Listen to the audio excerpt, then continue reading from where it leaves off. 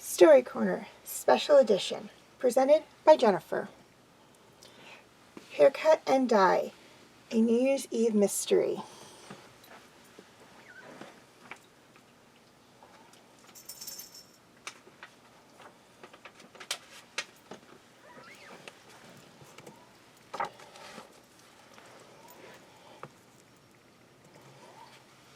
Detective Ned Olson rose from examining the body and looked around the supply room of the hair salon.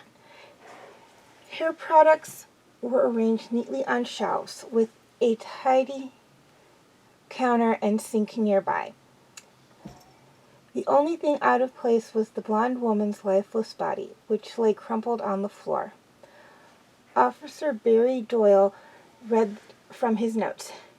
Tammy Paulson, age 23, worked here 6 months. He looked up. How did she die? Stab wound to the neck, probably within the past 12 hours. Olson replied, looks like she was attacked from behind. He gestured towards the front reception area. Who do we have here? The owner, Marge Fritz, discovered the victim this morning. Said the door was unlocked. Other stylist, Nadine Brooks, is on her way in.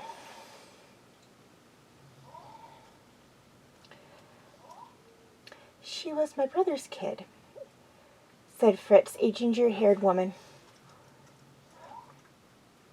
Was that why you hired her? Asked Olson. The only reason, she answered. Why did you do that? The girl was trouble. Olson squinted. Could you elaborate on that, ma'am? She was vain. She spent more time primping in the mirrors than she did working.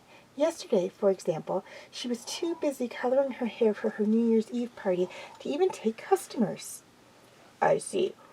Were you aware of any enemies she might have had? Fritz snorted. Probably half of our clientele. She was always flirting with the clients' husbands. She definitely hurt my business more than she helped it. And did you tell your brother that?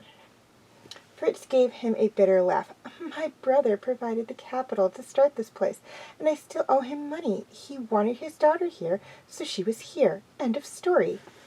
Just then the front door opened, and in walked a brunette who looked about 30, with short, spiky hair. What happened? That's what we're here to find out, Olson replied. When did you last see Miss Palmer? When I left yesterday at 6. How would you describe your relationship? The detective asked. She shrugged. Okay, we didn't have much in common. Did she have any friends who came to the salon? A few, mostly men. She gave the detectives a worried look. They followed her sometimes.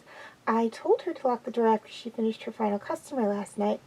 I guess she didn't listen. Anything else that might be helpful?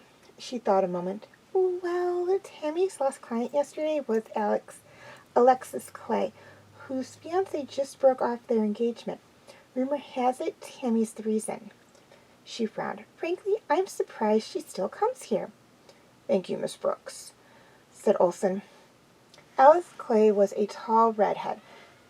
A tall redhead stared at the two men in her living room.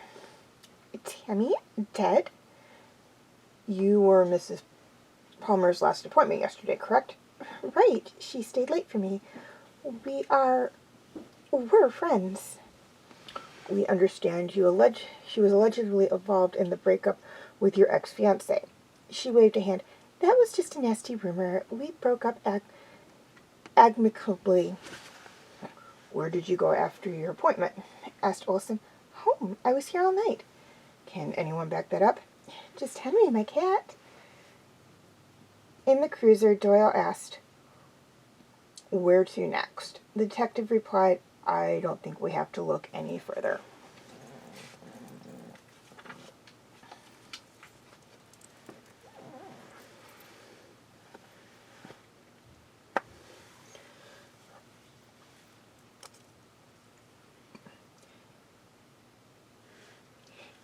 Nadine.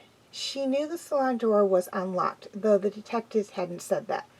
The previous evening, Nadine waited in her car and, after Alexis left, let herself in with her key, stabbed Tammy with the cutting shears, and left the door unlocked to mislead investigation after finding out Tammy and her husband were having an affair.